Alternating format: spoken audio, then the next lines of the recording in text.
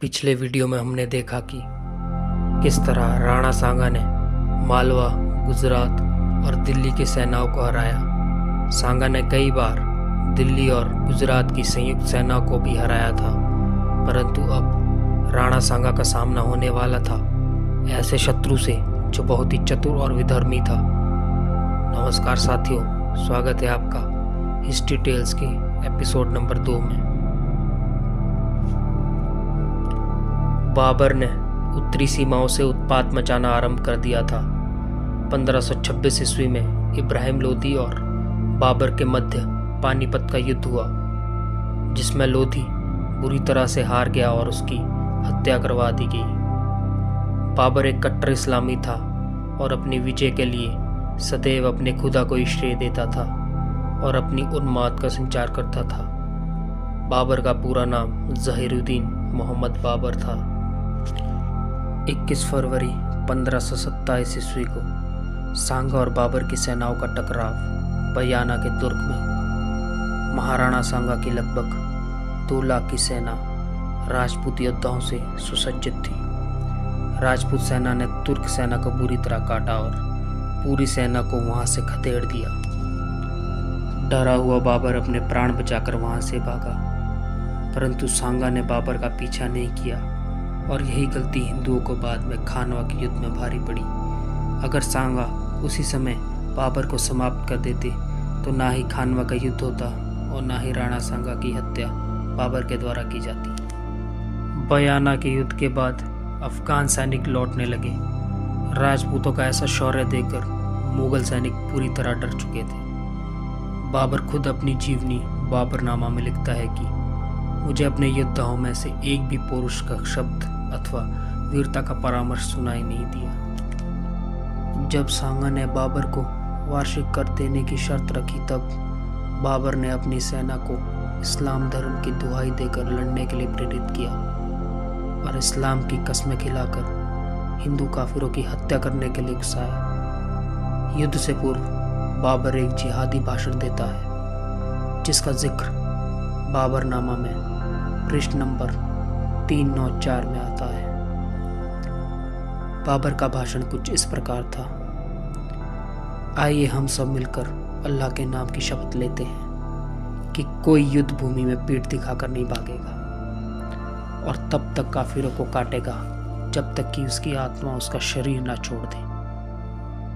यदि हम विजयी हुए तो गाजी कहलाएंगे, यदि मृत्यु को प्राप्त हुए तो शहीद। यही आज भी देखने को मिल रहा है। अल्लाह के नाम पर हर जगह बम फोड़े जा रहे हैं, जिहाद के नाम पर किसी का भी गला रेत रहे हैं।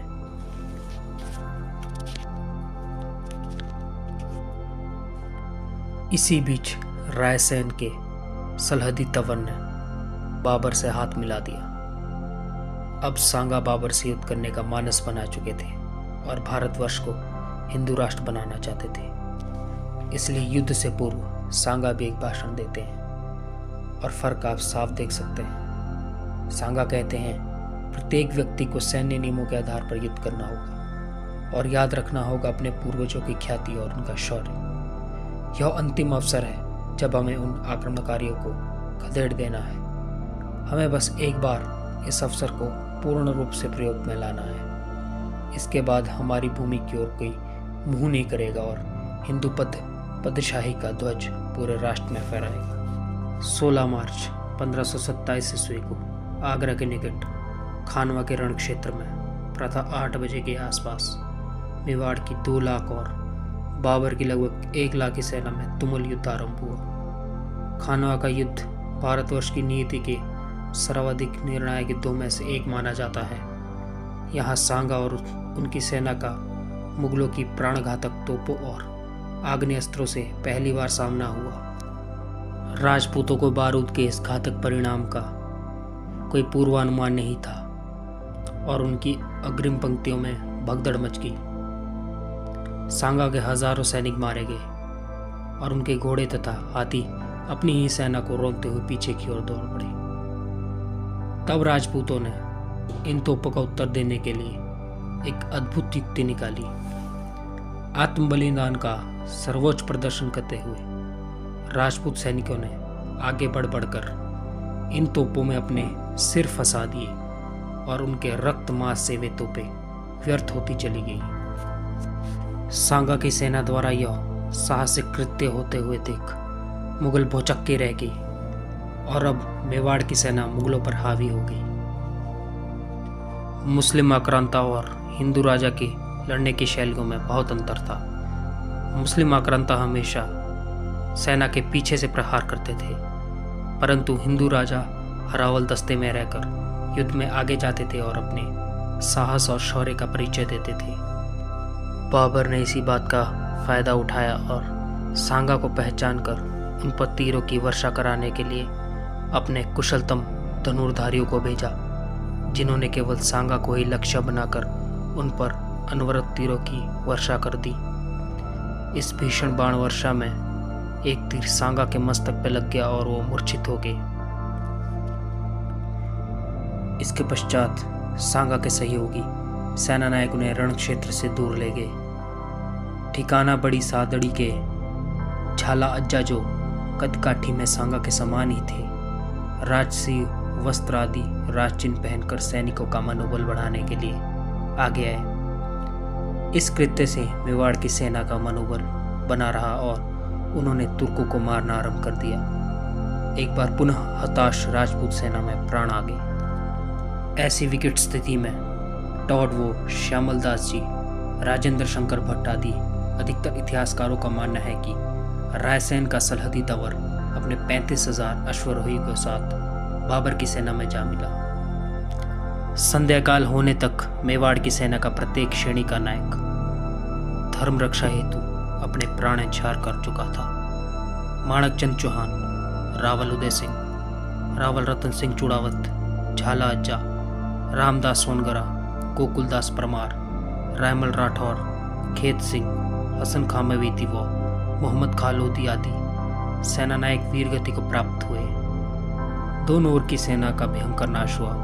यद्यपि मुगलों द्वारा तोपों व बंदूकों के उपयोग के कारण हिंदू सैनिक अधिक संख्या में हताहत हुए थे। दिल्ली, आगरा, बयाना और अलवर की ओर जाने वाले रास्तों पर दोनों ही ओर के सैनिकों के कटे अंगों के अवशेष और निर्जीव शरीर यत्र तत्र बिखरे पड़े थे। यदि हिंदू सेना की भयंकर क्षति हुई थी तो मुसलमानों की सेना को भी उतनी ही हानि उठानी पड़ी थी।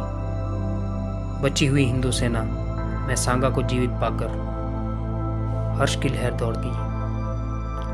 बची कुची मुगल सेना राजपूतों के प्रतिघात के भय से युद्ध के मैदान में ही पड़ी रही। कुछ ही दूरी पर हिंदू सेना का डेरा होने के उपरांत भी मुगलों की बची कुची सेना का साहस नहीं हुआ कि सांगा के डेरों पर अंतिम हमला कर सके। बाबरनामा, पृष्ठ नंबर 394। खानवा के युद्ध को बाबर ने अपने संस्मरणों में इस्लाम की जीत पर कुछ यूँ लिखा है: इस्लाम के प्रसार के लिए मैं भटकता फिरा, काफिरों और हिंदुओं से मैंने युद्ध किया। मैं शहीद होने निकला था, अल्लाह का शुक्र, उसने मुझे गाजी बना दिया।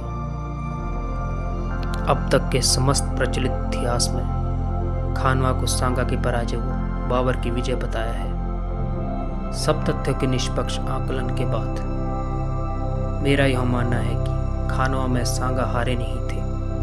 हम खानवा के भीषण युद्ध के तथ्यों का पूर्वालोकन करने का प्रयास करेंगे।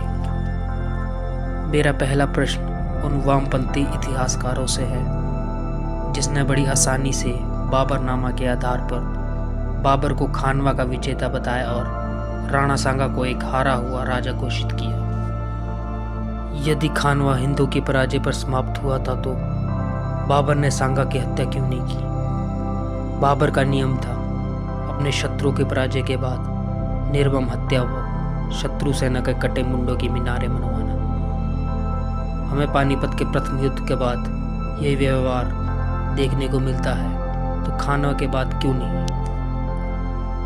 यदि हिंदू सेना खानवा में हारी थी तो मुसलमान सेना ने कुछ दूरी तक भी सांगा का पीछा क्यों नहीं किया? ऐसा कैसे संभव हुआ कि बाबर और उसकी हथियारी सेना बयाना से दक्षिण की ओर कभी नहीं आती है और मेवाड़ का 1 इंच भी बाबर नहीं जीतता है? बाबरनामा में बाबर स्वयं लिखता है, काफिरों के डेरे की तरफ 2 मील जाने के बाद मैं पलट गया। रात होने चली थी तथा नमाज का समय हो चुका था। कम से कम 3 लिखित स्रोतों में खानवा को सांगा की विजय बताया गया है।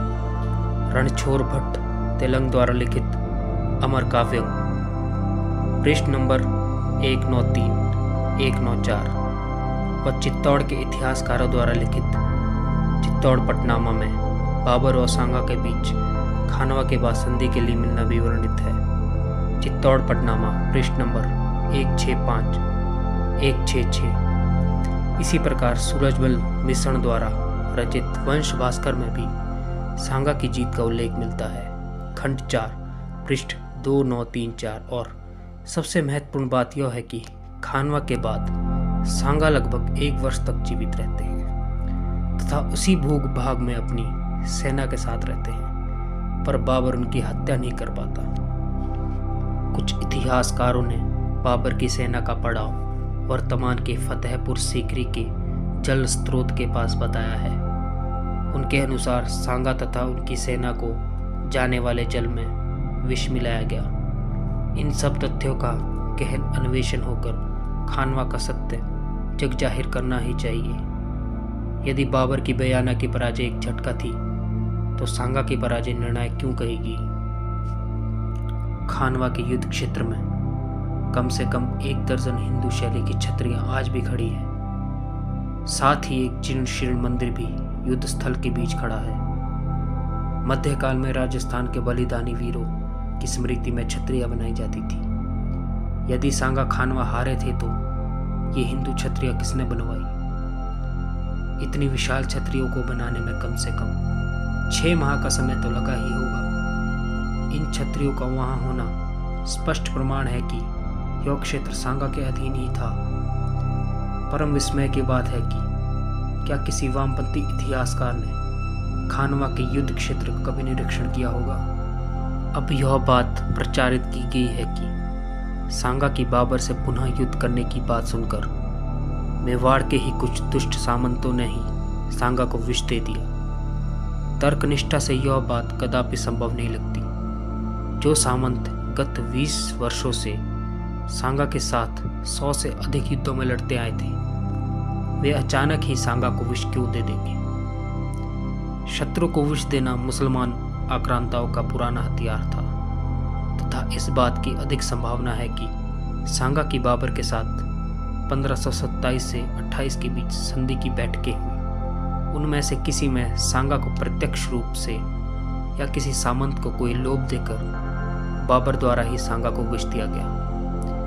इस पूरे प्रकरण पर अधिक शोध व अन्वेषण की आवश्यकता है, क्योंकि खानवा का युद्ध भारत के इतिहास के सर्वाधिक निर्णायक युद्धों में से एक था। बहुत अधिक संभावना यही है कि या तो खानवा में सांगा विजय रहे थे या खानवा अनिर्णित समाप्त हुआ। यदि बयाना की हिंदू विजय अंतिम नहीं थी तो खानवा की लड़ाई अंतिम क्यों मानी जाए। सांगा व बाबर के बीच पूरे 1 वर्ष संघर्ष चला। सांगा के शरीर पर 84 घाव, उनका एक पैर व हाथ विकृत था, फिर भी सांगा अपने जीवन में कोई युद्ध नहीं हारे। नमन है ऐसे हिंदू राजा को। अब हम इस वीडियो को यहीं विराम देते हैं। अगर आपको मेरा यह प्रयास अच्छा लगा हो तो शेयर ज़रूर करें और आप खानवा के युद्ध के बारे में क्या सोचते हैं कमेंट में ज़रूर बताएं। इसी तरह की और वीडियोस के लिए चैनल को ज़रूर सब्सक्राइब करें। धन्यवाद। जय श्री राम।